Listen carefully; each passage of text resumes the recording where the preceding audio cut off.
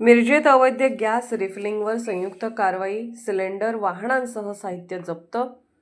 शहरातील वॉलनेसवाडी परिसरात वाहनांमध्ये घरगुती गॅसचा अवैध वापर करून रिफिलिंग करणाऱ्या ठिकाणावर महसूल व जिल्हा पुरवठा विभागाच्या संयुक्त पथकाने धडक कारवाई करत मोठ्या प्रमाणावर साहित्य जप्त केले।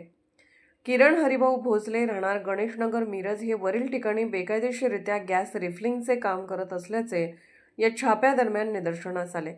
या ठिकाणी सुरू असलेल्या या बेकायदेशीर प्रकारावर छापा टाकत संबंधितांवर गुन्हा दाखल करण्याची प्रक्रिया सुरू करण्यात आली आहे।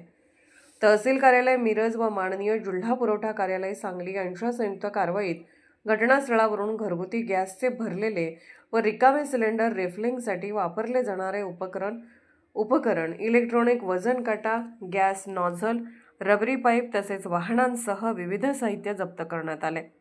विशेष म्हणजे घरगुती वापरासाठी असलेला गॅस व्यावसायिक स्वरूपात वाहनांमध्ये भरण्यात येत असल्याचे प्राथमिक तपासात निष्पन्न झाले आहे।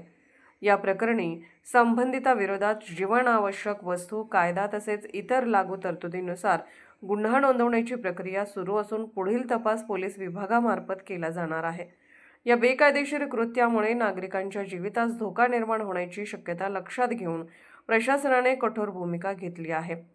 तहसीलदार मिरज यांनी नागरिकांना आवाहन केले आहे की घरगुती गॅसचा अवैध साठा अथवा रिफिलिंगबाबत माहिती असल्यास तात्काळ प्रशासनास कळवावे।